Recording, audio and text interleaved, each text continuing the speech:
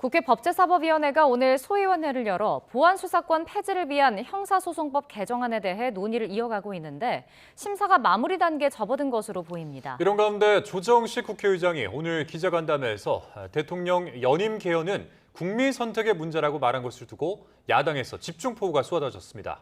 국회 취재기자 연결해봅니다. 양동원 기자. 네, 국회입니다. 네, 법안 소위 회의가 한참 진행 중인 거죠?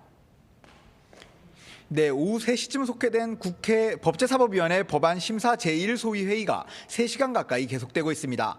오늘 소위에서는 형사소송법 개정안과 선관위 특검법을 함께 논의하는데요. 오전에 의사 일정 변경에 항의하다 회의장을 박차고 나갔던 국민의힘 의원들도 복귀에 논의를 함께하고 있습니다.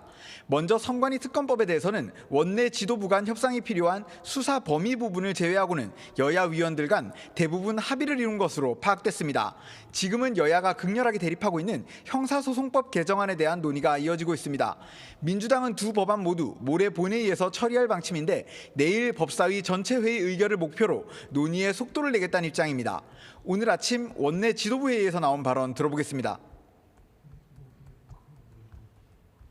역사적 과제인 검찰개혁의 본질을 흐리고 국민의 눈과 귀를 막으려는 무책임하고 저급한 정쟁을 중단하십시오.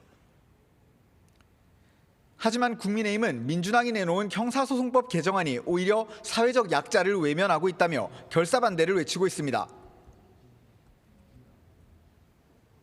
누차 경고했지만 보안수사권 폐지 이후 범죄 대란은 현실이 됩니다. 국민이 실험실의 지로 보입니까? 형사소송법 개정안이 본회의에 상정될 경우 국민의힘이 무제한 토론에 나설 것으로 보여 필리버스터 대치가 이어질 가능성도 있습니다.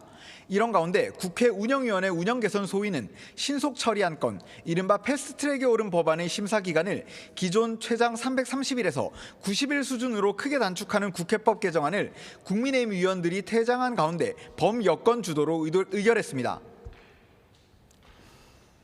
그리고 오늘 조정식 국회의장이 대통령 연임과 관련해서 말한 것을 두고 야당 반발도 이어지고 있다고요? 네, 조 의장은 오늘 기자간담회에서 국민의힘이 개헌에 반대하는 이유가 이재명 대통령의 임기 연장 문제 아니냐는 질문에 주권자인 국민이 선택할 문제라고 답변했습니다. 현직 대통령의 연임 개헌 문제 이런 등등은 그건 결국 주권자인 국민 여론과 국민의 선택의 문제라고 저는 생각을 해요.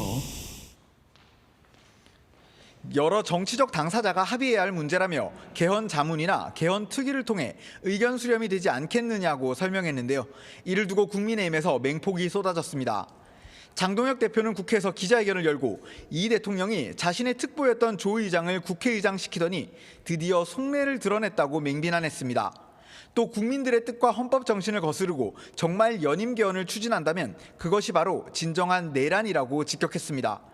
정점식 원내대표도 SNS를 통해 현직 대통령 연임은 현행 헌법상 금지라 개헌 논의 대상이 될 수 없다면서 불필요한 갈등이 커지지 않도록 이 대통령 스스로 연임은 없다고 선언하라고 요구했습니다.